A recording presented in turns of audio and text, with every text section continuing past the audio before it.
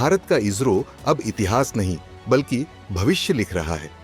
जिस space race में अब तक नासा, स्पेस एक्स और यूरोपियन स्पेस एजेंसी जैसे दिग्गज दौड़ रहे थे, अब उसी रेस में इसरो ने अपनी स्पीड ऐसी बढ़ाई है कि पूरी दुनिया दंग है। 2023 में चंद्रयान-3 की लैंडिंग ने दुनिया को दिखा दिया कि भारत अब सिर्फ पीछे पीछे चलने वाला नहीं बल्कि लीडर बनने को तैयार है। दक्षिणी ध्रुव पर कदम रखने वाला पहला देश बना भारत। और दोस्तों, ये तो बस ट्रेलर था। अब असली पिक्चर तो शुरू हो रही है। जब दुनिया गगनयान को लेकर एक्साइटेड थी, इसरो ने उससे भी बड़े प्लान्स सामने रख दिए। 2026 में गगनयान मिशन भारत के पहले देसी अंतरिक्ष यात्री को स्पेस में भेजेगा।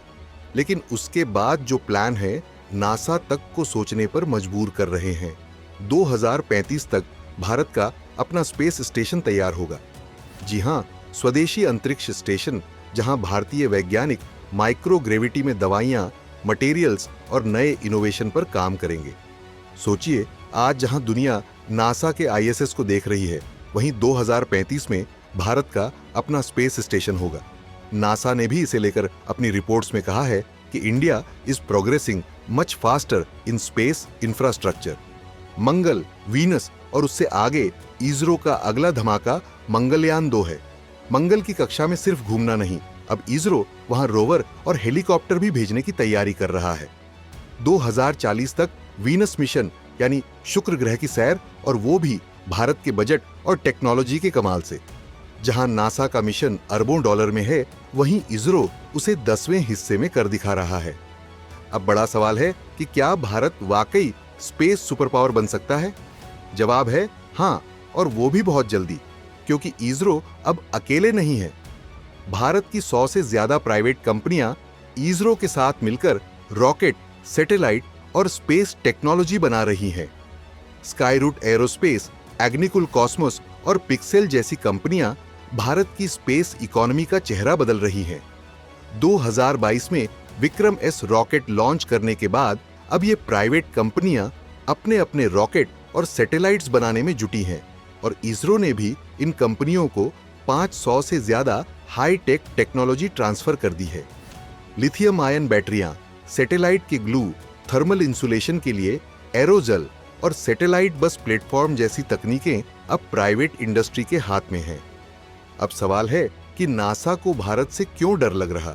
दरअसल नासा की चिंता की सबसे बड़ी वजह है भारत का कम लागत में स्पेस टेक्नोलॉजी बनाना। जहां नासा एक मिशन पर अरबों डॉलर खर्च करता है, इसरो वही काम कुछ 100 करोड़ में कर देता है। मंगलयान इसका सबसे बड़ा उदाहरण है। करोड़ों रुपए में, और वो भी पहली ही कोशिश में मंगल की कक्षा में। अब जब प्राइवेट कंपनियां भी जुड़ गई हैं, तो भारत का स्पेस सेक्टर और तेजी से आगे बढ़ रहा है। नासा की रिपोर्ट्स मानती हैं कि India could soon become a major global player in space launch services.